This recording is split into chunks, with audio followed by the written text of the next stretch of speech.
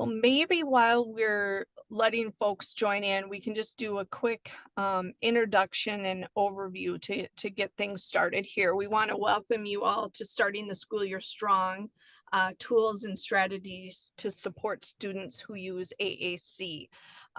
My name is Amy Perrin. I'm the program director with the Minnesota STAR program. And this event is put on today from Minnesota STAR, and we are co-hosting with North Dakota Assistive. Courtney, I know your camera is not working today, but would you mind introducing yourself? So my name is Courtney Nesbitt. I am with North Dakota Assistive, the assistive technology program in North Dakota, and we are so happy to have all of you here today and really excited. This panel is going to be awesome. Agree.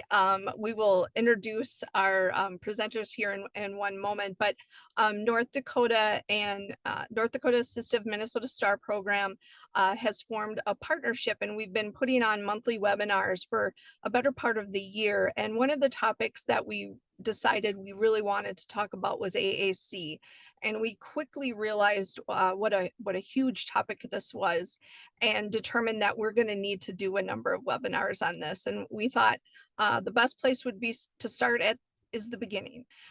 So what we wanted to do is we wanted to get a group of professionals who work with children in the schools. And so you have in front of you today 4 amazing individuals, and I would like them all to have an opportunity to introduce themselves. Alice, if you would start, and next then Cheryl. Hey, well, my name's Alice Wimkin, and I am the AAC and AT person coordinator in Fargo schools. And then I'm also a speech-language pathologist, although I've been doing assistive technology solely for the last 17 years. And then prior to that, SLP. Yep, so that's me, and I'll pass it on to Cheryl. Hi there, I'm Cheryl Luco, and I am a speech pathologist as well.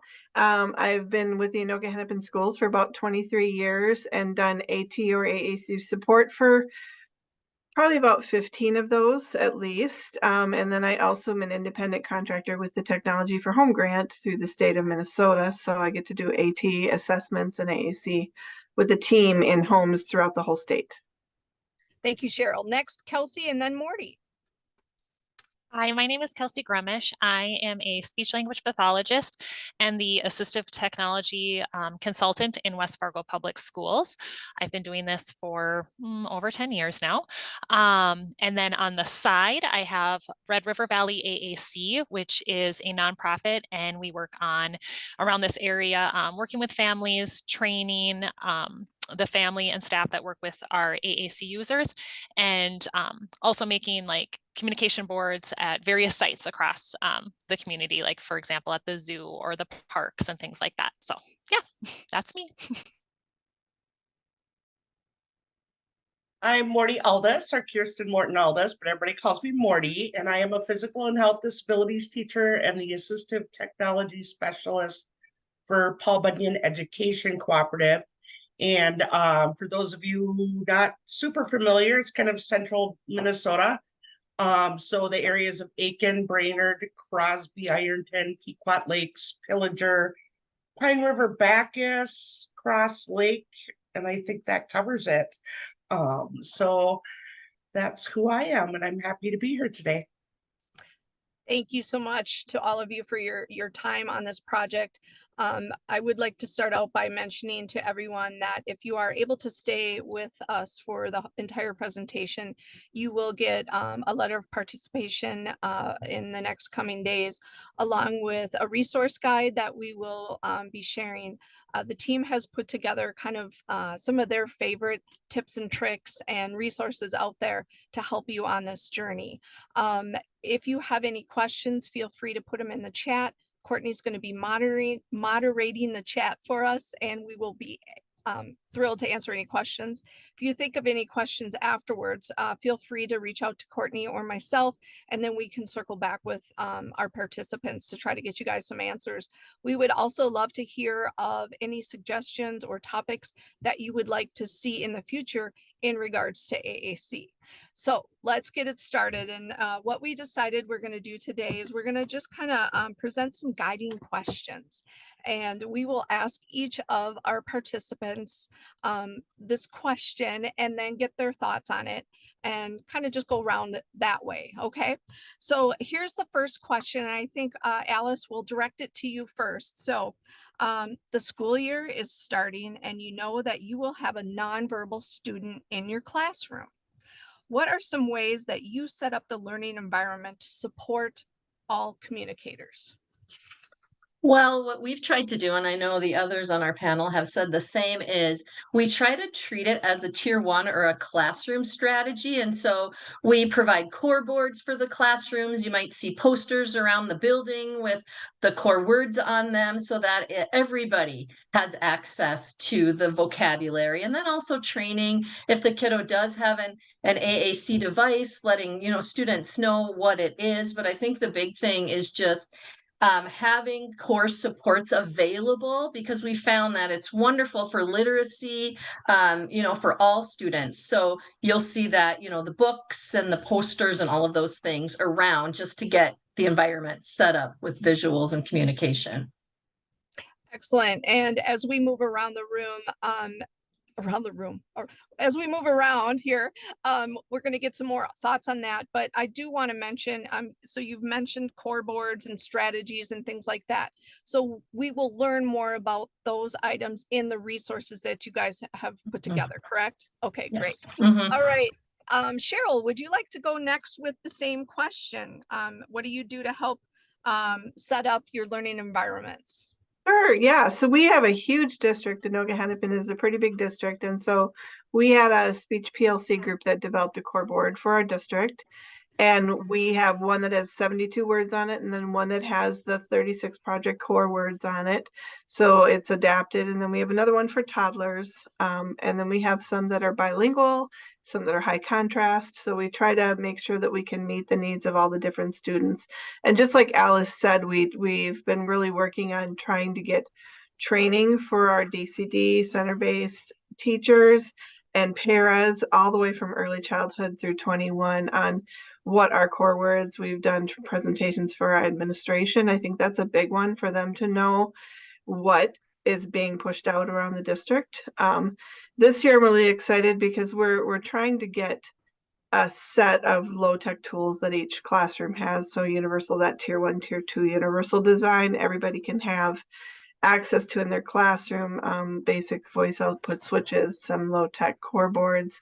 But we have also started to use a free AAC app that can be put on classroom iPads with some universal support boards on it, such as advocacy boards. And we have our core board in the talking format, which is really fun. And so just trying to get out there, and then, from my level of things too, is collaborating with all the speech pathologists in the district so that things can go out from them to their individual buildings as well. Excellent. Thank you. Kelsey, what thoughts do you have on this? Sure. So obviously piggybacking off of what they all said about using Project Core for sure, because that has a lot of resources for us. But to back it up, like if you're brand new and you get this nonverbal, student, and it's, that learner, you're like, what do I do? So like, I would say immediately when you're setting up that environment, I like to go in and look at that classroom and kind of observe a little bit what that classroom looks like and what the expectations are, and then collaborating with that teacher, because then you're thinking of those communication opportunities. So when I say that, I'm sure a lot of you guys, during circle time, I'm just thinking at an elementary level, oh yeah, we're doing calendar. That's great. But there's other opportunities too. So what does that look like? And then what I like to do too is when we talk about the core words, and we'll get into that a little bit more, but just looking at where does that learner go throughout the day within that classroom. So if they're going to the door, maybe I have a picture with some symbols, whether that's from Boardmaker or symbol sticks or anything that would say open door, closed door, go. So that's right there. So I can just model right on those pictures. Maybe it's by the window, maybe it's by, again, maybe a computer or their desk. So I just kind of set up the environment that way. So it's a good place to start. And I will say, when it's set up like that, your English language learners are using it. Your general ed kids are using it. They're all using it. And it's great because it's just making that acceptance of AAC, but also it's increasing their language too. So you're kind of doing a little bit of, you know, that RTI intervention with a lot of those kids, and you didn't even know you were doing it. So that's where I like to start. Awesome. Thank you. And Morty, how about you? Well, everybody else has said a lot of the things I was going to say, you know, making that classroom, you know, friendly that way with the visuals. I'm not an SLP, but I feel like when I have an AAC user in the classroom and they're using, you know, AAC or some sort of communication system, if they have some things labeled in the classroom, it should have a visual label as well. And the teacher then can just like right off the bat, you know, when they're pointing to something, you know, to all the kids, you know, to see that. I think brand new AAC user happens a little less in like my rural areas. We don't have a ton, but sitting down as a whole team and really talking about that environment and how we can naturally implement it, you know, kind of break down some of those levels is really important to happen right away. Just making sure that, you know, we're not just using it with one student, like the rest of you have said. So we can use that with all of them, and it's a lot easier to incorporate that and to include that than it is to work it in later. Awesome. Thank you. All right. So let's move on to our second question. As SLPs and assistive technology coordinators, what is one thing that you want to get the gen ed teacher to know about working with AAC? Let's start with Cheryl this time. Hi. So I really, when I'm in a building, I really like to meet with the gen ed teachers too, to find out what some of the goals are in the classroom itself for communication. Like what would be helpful for you to have this child be able to say?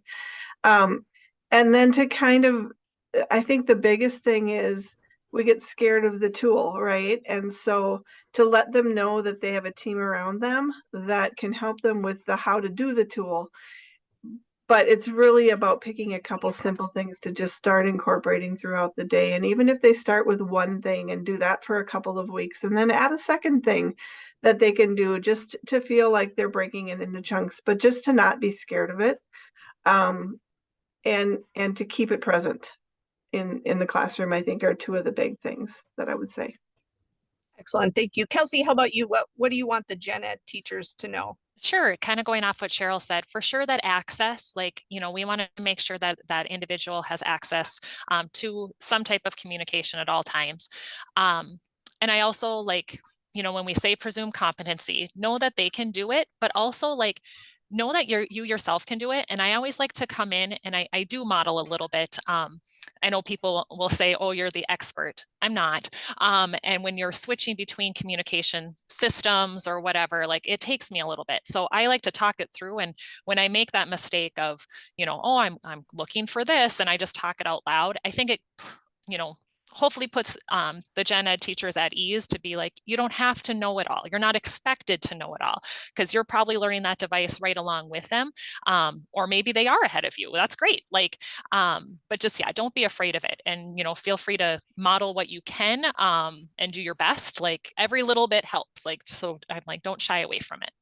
Yeah. Can I piggyback off of you, Courtney, on that? Because the one thing I try to show everybody right away is how to search for words. Like if I can give you one tip on this device, nobody knows where everything is, but I show them how to search, and, you know, and that seems to be like, oh, it's kind of like this whole like, oh, we can find a word, you know? Okay. So, Cheryl, this is Amy. Sorry to interrupt. How would you show them to search? What's so one thing you would say? on the device itself, I actually model it and I say, hey, if everybody is talking about their favorite animal, you can search on for an animal on the page by going to this search button, and I'll actually model it on there, and then you type it in and look, it shows you how to get there. And it's just kind of like, I'll write it down and say, here's how you search for it, and I'll leave that with them because, you know, if that's really the biggest tip, and every system now has a way to search. Awesome. So- Thank you. Thank you. Morty, how about you? Like the other two said, making sure it's always with them, it's always accessible. The other thing I think I would say is not to be afraid of it. And you don't have to be an expert to implement it in your regular education classroom. Kind of like Kelsey said, you know, you've got a team around you. Some of the best conversations I have had with students with AAC is when I haven't been able to find something and they know more than me. So I think it's more the preparation and planning. And that's what I would say to teachers, you know, be there for us to lean on how we can help you implement it, but you don't have to be an expert to make this happen. And it's okay. It's okay to make mistakes. We all do. Awesome. Thank you. Alice, any other thoughts on this?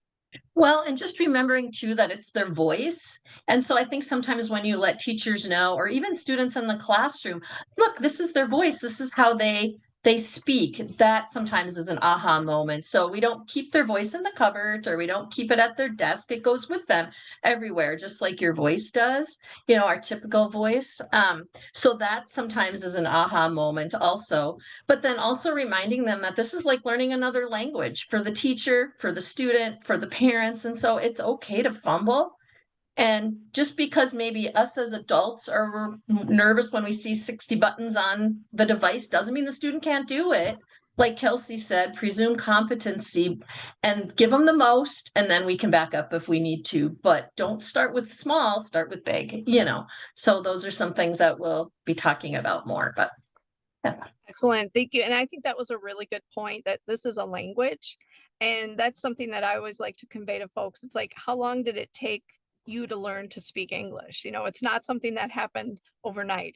It's evolving, right? So our next question, I think, Cheryl, let's have you start with this one.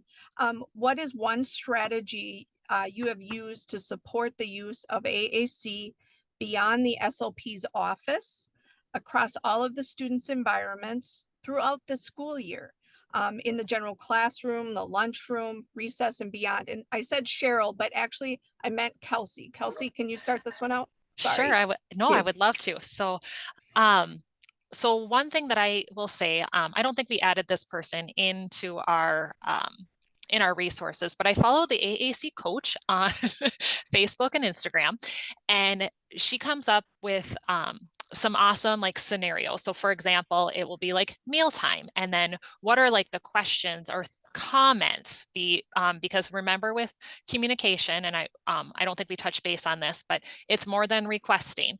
So what do we want our AAC users to learn, and what do we want them to do in order to participate in that classroom, in the lunchroom, and all those things. So actually environment wise, so it keeps going, one thing that I do is I have like in the lunchrooms, it's like tips and tricks on AAC. So like I said, that mealtime, what could you be asking that person on their device? What could they be doing? So it's just in the lunchroom for like on a huge board for everybody to see. And then our AAC users, you know, if general ed kids can come and ask those questions or go find them or whatever. It just is kind of a way to know that you can do those things in different parts in the environment. And before somebody else goes, another thing we do is when we talk about those core words, so again, on Project Core, some of our other resources that we had said, so say your core word is go. We set that up across the entire building. So maybe it's, you know, go to class, or, you know, the school bus, you know, it's time to go home.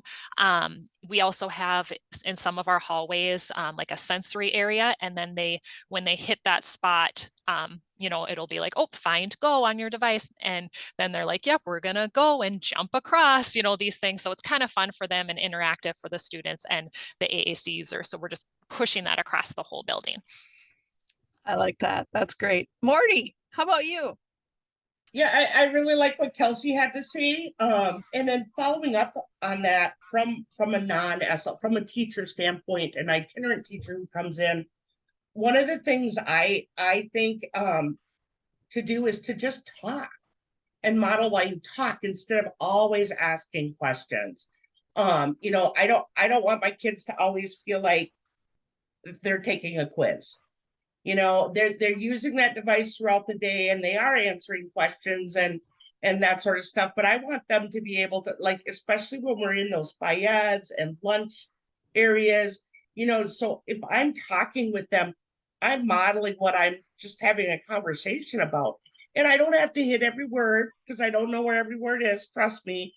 But and then getting them used to just having a conversation, I think is super important for them to get to know that, you know, this isn't something that we only need when we need to ask a question or answer a question or get something we need. This is how we interact with people. This is how we share our thoughts and our ideas. Because I think it can really help students. Sometimes I get students who get to that age where they start to notice that they're communicating differently. And then they're a little more apt to not want to use it. But if we can get them using it in those social situations and in those situations where they're really having conversations with people and getting their idea heard, I think it could go a long way. That's Courtney. Just adding a comment from Jenny in the chat. You just said that was great advice, you know, to make sure it's a conversation, not always just a question. And I agree. Really great advice. Absolutely. All right, Alice, what do you have for us on this? Well, very similar to what Morty and Kelsey said, we do have a core word of the week that we do. It's probably not weekly, though. It's probably every other week, but we do it across the district more as a tier one. And we just have, you know, that word posted everywhere. We set up, like Kelsey said, different situations, and Morty said, related to that word, because it's wonderful, because then we're all learning that new language at the same time, along with the kiddos, and we use, you know, like wiki sticks and all kinds of things to make that prominent in their devices and throughout the building. But and then modeling is the other one. So we usually just say, you know, our core word and then model, like Morty said, parallel talk, or, you know, talking about their day and not questioning, not testing them. Like, where's this button? Where's this picture? But just a common everyday conversation, social, negation, you know, many different communication functions rather than the questions. So, yeah. Awesome. Cheryl, how about you? So I think one of the big things that I find to get buy-in across the team and across the environments is really sitting down to talk and say, where is communication breaking down? Where are some things where you wish the student could use words instead of whatever action they're doing, like tying it with a behavior? And so then collaborating with our behavioral specialists and our EL teachers and our itinerant teachers around, I think is really important to get input from them on what would be important messages. And when they're helping guide that decision-making process, they're more likely to use it throughout the day too, because it's for something that everybody agrees is an important thing. The other thing is I've had a lot of fun pushing into a lot of different situations. So not just pushing in snack time, but going along at gym time or going on an outing and modeling that language during that and having the device with, I mean, we all know this happens. I went along and met all my kids in McDonald's one day and not one of them had brought their device along. And I was like, what in the world? So, you know, just trying to really so then we talked about that and we're like, so you did all this great work back there, and then now we could bring it and have them practice it in another situation, right? And so just building those relationships with the team so that we really get input from them and buy-in from them throughout the day in different situations where it's really important.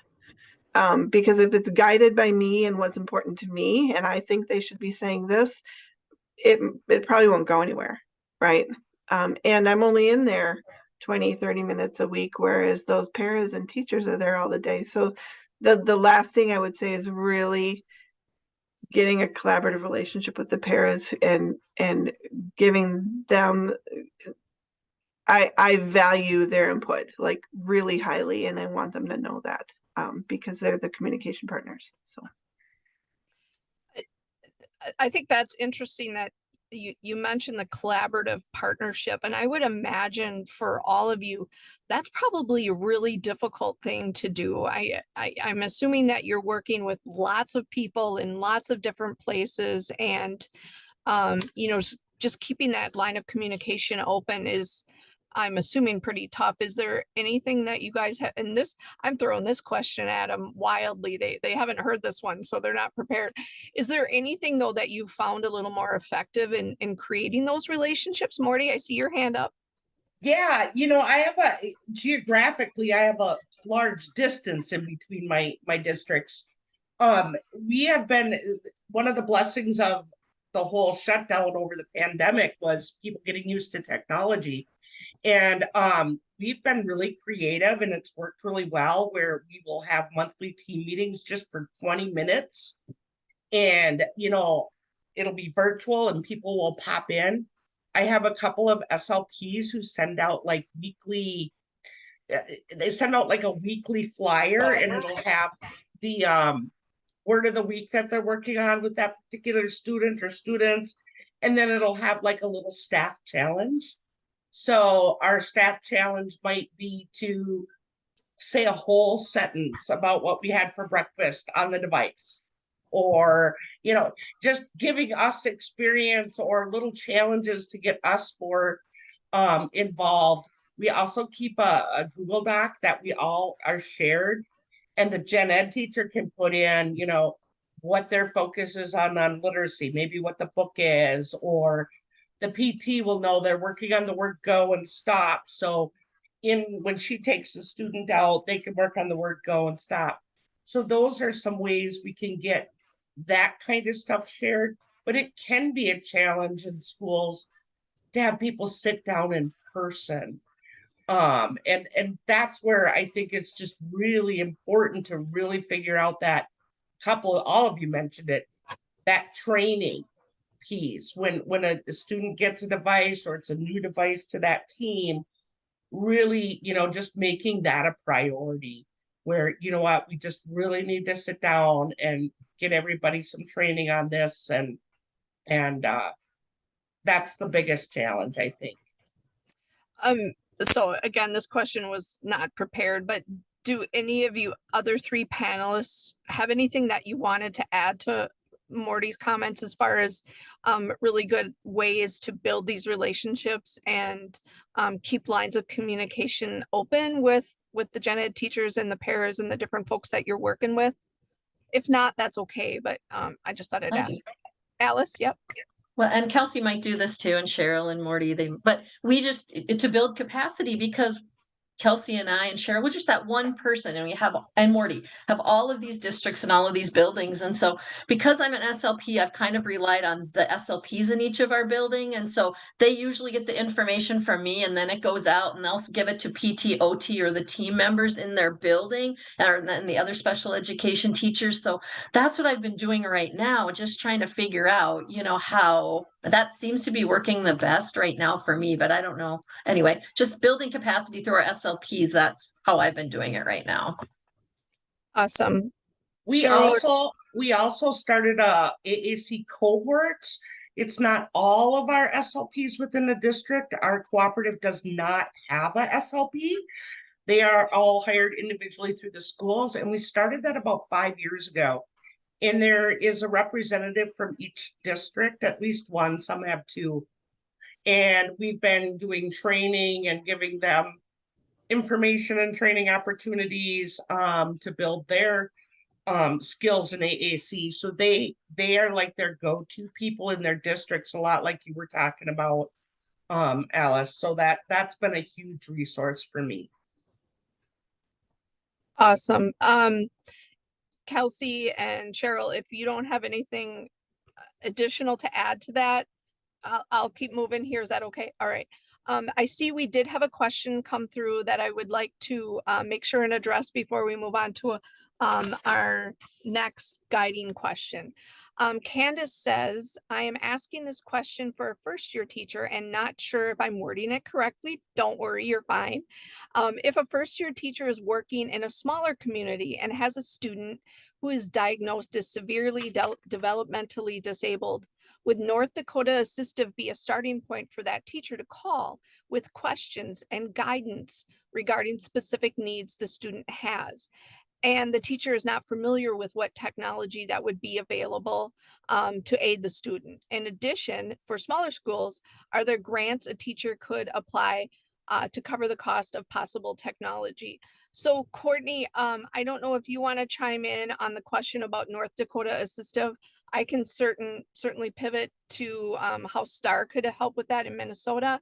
And then our 4 panelists, if any of you have any thoughts on the question in regards to grants, maybe we could have you answer that as a part 2 here. Courtney? Hi, yes, I'm sorry, I'm in a loud environment here, but hopefully that's all right. So there's no wrong way to contact North Dakota Assistive. You don't have to have a specific referral. So we would welcome a call or from the teacher, and we can try and help you get started.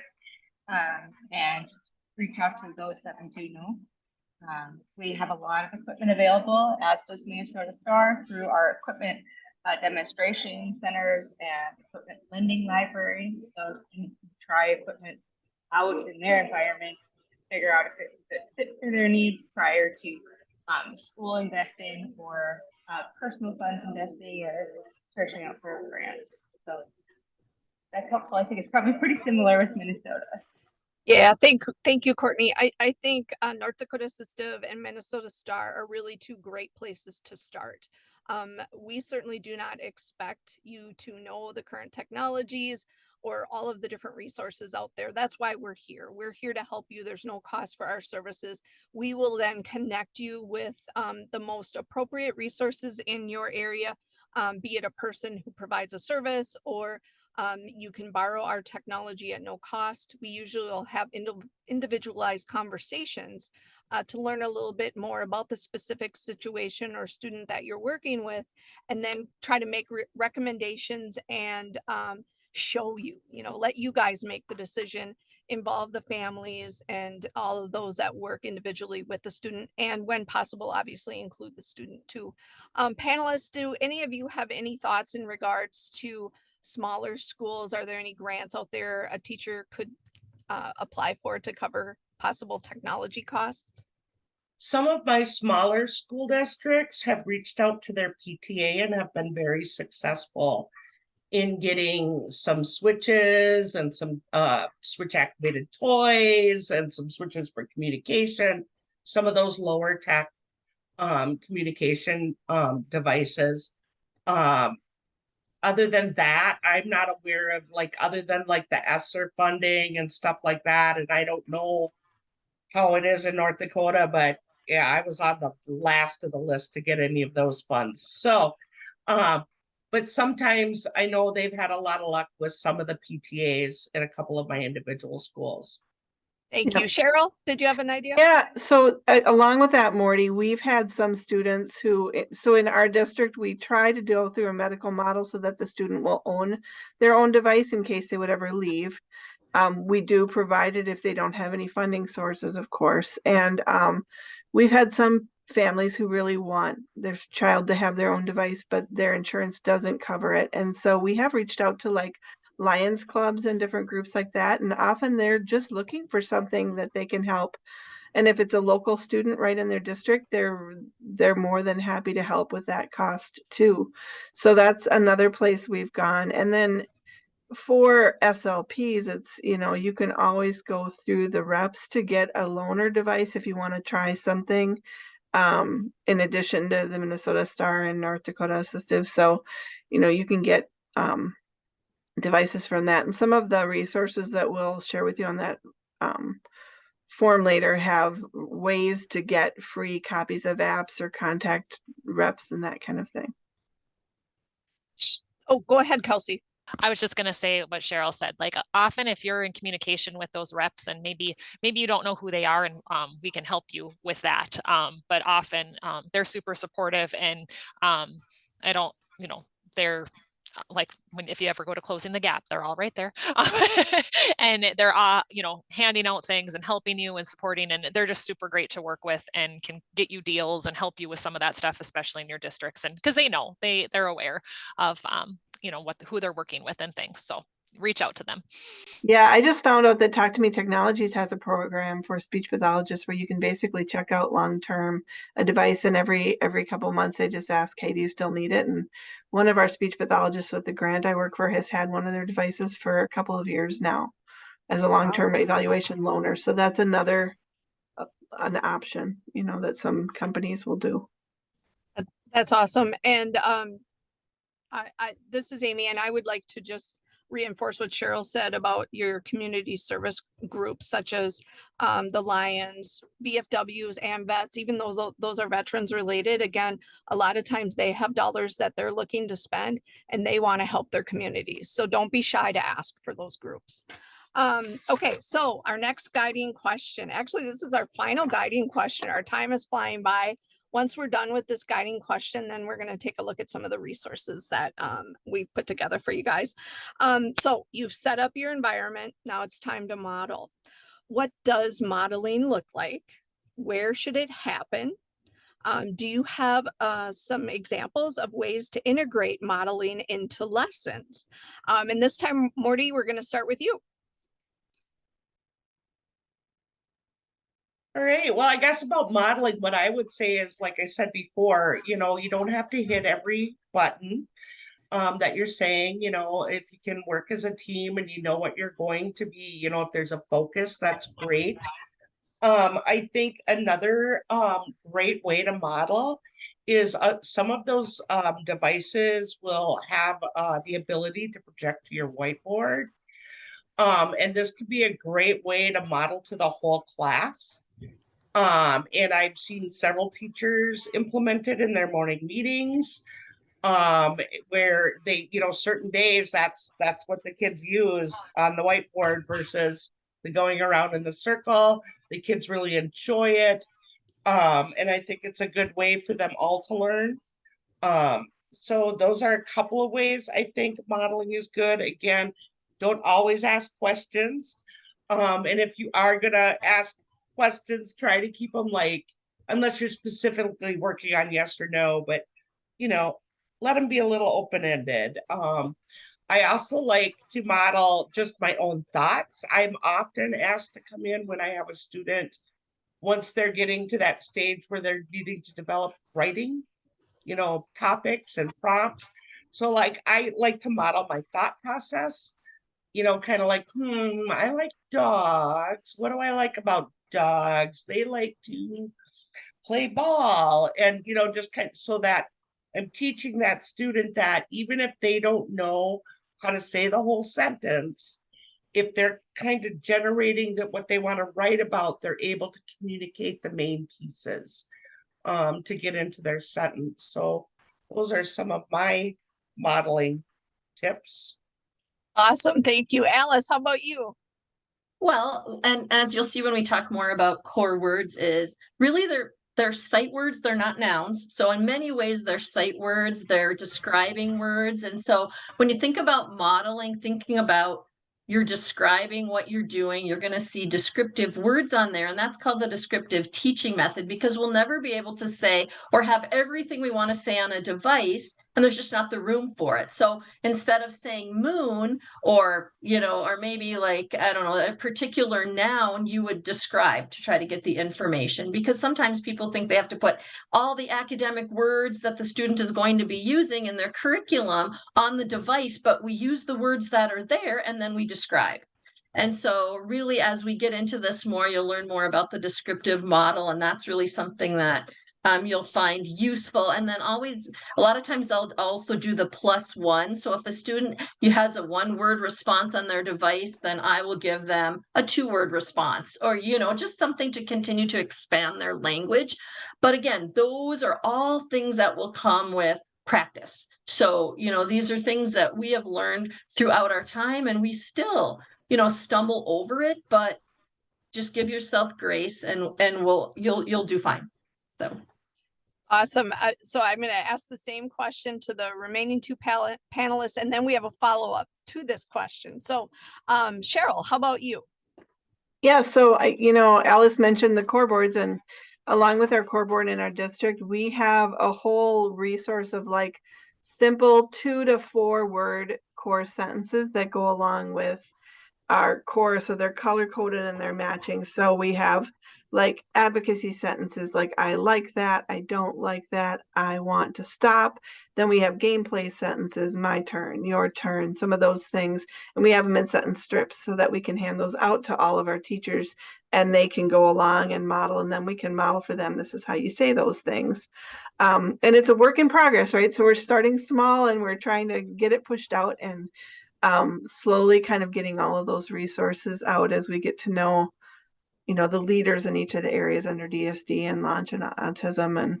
And but I think that's one of the biggest things, is finding simple things that can be used throughout the day by every student, that every student would, whether they're verbal or whether they're minimally speaking, they can still have a way to tell you some of these things that are not just for requesting, but for all of the things that they might need throughout their day. And then like Alice says, I love using descriptive teaching, where we're starting to talk about something without having to use all of the specific words. So we're keeping the content rigorous, but we're using the language that's simpler.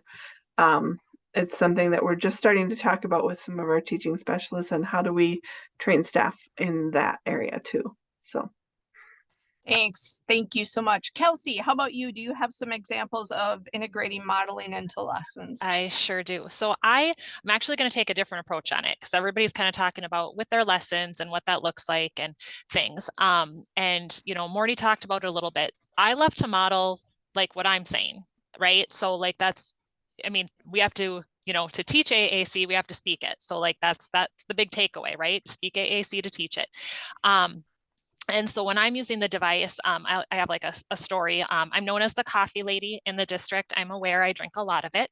I'm going to cycle back to when I said on point 2 to presume that competency. So I went into a classroom and there was a learner and they're like, he's not using the device. It's too high. It's too hard for him. And I was like, watch me. And so I got in there and I had my coffee and I had set it down, which was not a smart idea. You'll see where I'm going with this.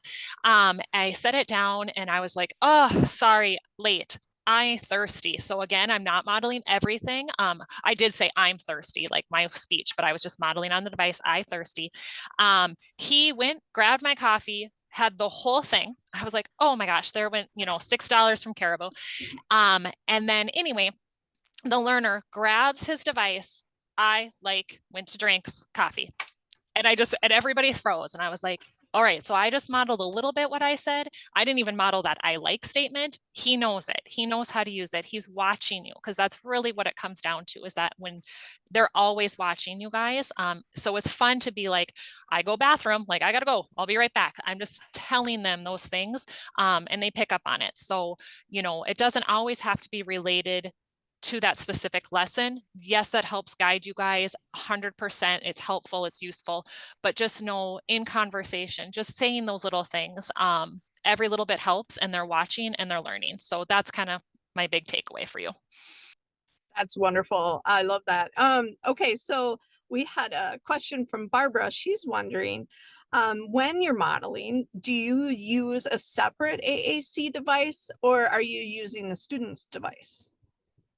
And we'll start with you, Kelsey. I think it depends upon your learner. So I would say some of mine allow me to model on their device, others no. Again, that's their voice. So I respect that and honor that. If you're lucky enough in your district that you can have 2, I know that's not always realistic, but there again, I'm going to go back a little bit to number 3, just to touch base on it when we said, access and in all those environments, it's okay to screenshot and get, those, it doesn't have to be a dynamic display, you guys. You can have it on paper copies, right?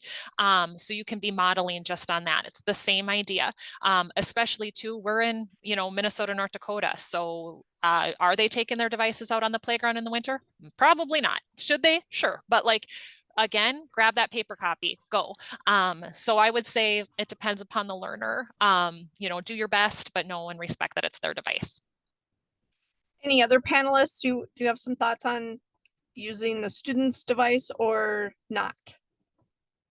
Well, same as with what Courtney said is, you know, if the student will allow you to, but honor if they don't. And then we also, like Kelsey had said, is we make screenshots for all of the support staff or the people that are working with the kiddo too, so that they have that for them, that they can just pull it out and model. But you know, you might have a classroom that has more than one type of app on, you know, more than one app that they're using. Some might be using Proliquo, some might be using TD Snap, but we, you know, just remember though, the core words are the same. They're always the same. And once you get to know the motor plan and where that button is, just like the kiddo, you'll remember. But yes, we probably have multiple devices, and we just make screenshots, and we're doing the best we can, and we're all learning together. So just know that. But yeah, we use screenshots a lot. So just want to mention that. Excellent. Cheryl, I see you're unmuting. Oh, yeah, going along with what Kelsey said, I think it really is important. Even if staff doesn't think the student understands you, presuming that potential that they do, presuming that they do understand, and modeling, even speaking to them, hey, can I touch your device? You know, is that okay with you? Because yeah, I've had students where they won't let me touch their device until I know them better. And so always treating them with the dignity of this is your voice, and you know, can I touch it or can I use it? And yeah, because we won't always have a backup, but those low-tech backups do help a lot. I think that's a great point, especially for folks who are new to AAC in the classroom. You know, we're talking about the gen ed teachers, and we're thinking about others that the students encounter. And I think that's a really important thing, an important message to convey, that you can't just assume that it's okay to use their device. So thank you all for sharing that information. I know we've got a great resource. Courtney, did you have it available to share, or would you rather we just have the panelists talk about some of their favorites?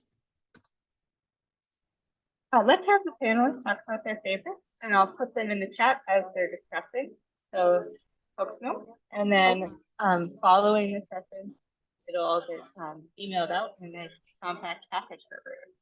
Okay, that sounds great. And if possible, I can try to pull up some of the if we're talking about websites, I can try to pull up some of those websites and share them. But Cheryl, do you want to start on this one for us, as far as on the resource page that we've created? Are there some particular resource sites that you think folks just need to check out?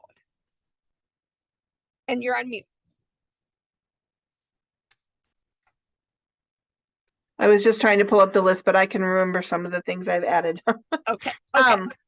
So one of the big ones that is just a great resource, and she's all over Facebook, but Angela Murad with Amazing Kids has a ton of resources for people starting out. She's got free and paid resources. So she has a whole blog. I think it's near the bottom, Courtney, of the list. And some of the free things she has are things like, how do SLPs get access to all of the different apps and free copies? And so she'll have tips and tricks for that. She has on her paid content an incredible resource where she has done a compare and contrast of every AAC app that's out there for feature matching for Android and for iPads. She almost always answers quickly when there's a question that's posed on anything related to AAC and AT. So she's just a really great resource. Another one that I really love, I'm part of the MNCHA AAC committee, and we put together a repository that is available for free and low-tech resources for SLPs that you can look at. And you don't have to be a MNCHA member to access it. So if you're in North Dakota, you can access it too. But the AAC repository has resources for implementation, for assessment, for oh, I'm trying to think all the different things. It has trials and therapy tools. So I put a link to the repository on the document, so that you can peruse that. And then Cheryl, each vendor, yeah. sorry, this is Amy. Do you know, so I'm sharing, I believe I'm sharing the website, the MNsure website, and I see you've got, there's a resource tab. Is it in the resource tab? Do you know? I don't know where you get to Okay. it from the MNsure website. What I will Okay. say is the link right to the repository is in our form. Okay. I Okay. just put that direct link in the chat. Yeah. You did. Okay. I will Yeah, it's try buried on the to resources tab. Thank you, Rachel. buried in the resources tab. All There right. you go. I'll try to get that up for the group here. Yeah, I've never searched for it from the MNsure site itself. And then I know other people are going to talk about resources from vendors, but the PRC Saltillo has the AAC Language Lab, and AAC Language Lab has wonderful resources for implementing core words into things, into activities throughout your day. They have literacy planners, and you can use the literacy planners. They're obviously geared towards their products, but when you're looking at, like, they'll have a book with a word web, and you can have like a tasting of the book, and then you can, it's called AAC Language Lab. There it is. And so they'll have ideas of how to incorporate core words and words throughout the day. They have smart charts for how to get to the language in touch chat. They're the original makers of touch chat, so I know you can get touch chat from a lot of different places, but they have a lot of the resources for touch chat and for Lab and Unity. So from that company, I really like, and I like to incorporate those kinds of resources across different devices. So those are three ones. Okay. Okay. Excellent. Any others from the other panelists? Alice, okay. When I first got started, which was so long ago, and the Practical AAC website, I mean, just go there, because if you sign up for their newsletter, every week or every couple weeks, you'll get an email, and it's current, but it'll send you links to, you can find handouts, you can get links to YouTube videos, like webinars, and just to get started with AAC, this is a great place to go. And then the other one, and then I'll let Kelsey and Morty, I also learn a lot from AAC in the cloud. I mean, I'm telling you, that's free. It's every summer, and it is the leaders out there, and they're putting on these webinars, and you can go back 2, maybe even 3 years now if you wanted to, but it's there, and it's, you know, current topics, but it's also how to get started. So try those 2 out. Awesome. Thank you. Who's next? I'll go. So the one I threw in there was the Simple AAC. It's actually from a vendor, but it's full of wonderful resources we have used to give to teams of AAC users.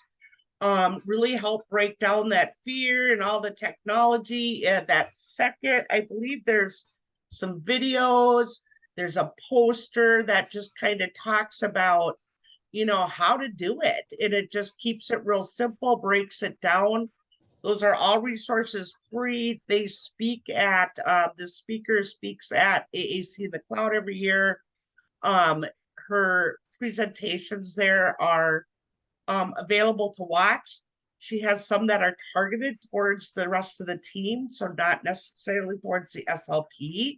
And I think they've been fantastic in just helping coordinate the team and giving them a feel for things, and a little better understanding of AAC in general. So some resources you could use to hand out to others or show others. I think it's great.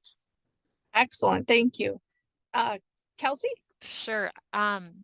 I feel, okay, you're going to test my memory because I don't know everything we put in there. I don't have it up. So did we say Project Core? Is that in there? Oh, we did not. We did not. Okay. Oh, okay. Because that's, I was like, I wasn't sure what's on the research. Yeah, I page. was going to say Don't have somebody should access. mention that.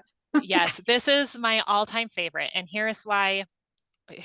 Free professional development. You guys, you can take it, your paras, your behavior technicians, whomever, families. It's so great. You can start, you know, anywhere, but if you even go over to that universal core, So there is the professional development. We'll talk about that, but that on that universal core, they have so many things that you can be printing and whatnot just to have in your classroom. On the professional development side of things, it does, sorry, I'll wait for you to get there. These are really quick modules, you guys. It's super fun. It's easy. You get a little certificate. I don't remember, it is free. I think it asks you to like sign up, so you're free to do it. It's not, you know, you're not like bound to anything. But that when we talked about modeling, that's that aided language input. That's what that means. So you can watch, what does that look like? It goes through examples of how to model. Super helpful. Those beginning communicators, when we keep talking about core words, what are core words? Like if, you know, Allison made a comment about, yep, they're like sight words, but it's the I, he, she, like, go, all of those, help, need, the words that make up 80% of our vocabulary, right? And then the other words are the fringe words, have their purpose, they serve that spot, and we still model and use them. But it's really just touching base, and you're going to learn all of that through these modules. And it's so fun, super easy. You can sit down, you know, 15 minutes and you're good. Awesome. I love that. And it's so exciting to hear all of you speak because you're so passionate about this, and that's important. I think I just think it's great. And I'm hoping that we're able to keep this conversation going and get feedback from our viewers as far as other topics. Where do we go next with this conversation? What would really help you in this journey of supporting individuals who are using AAC? It looks like we do have just a couple minutes left. I don't know if anyone else had any questions that they wanted to throw out. We can just wait a few minutes here, or wait a little bit to see if any questions do come in. Otherwise, as mentioned earlier in the webinar, we will be providing within 24 hours a certificate that you did participate. And then we will also provide the resource guide. Courtney's done a great job as far as putting links in here with different comments and thoughts that came through in the questions.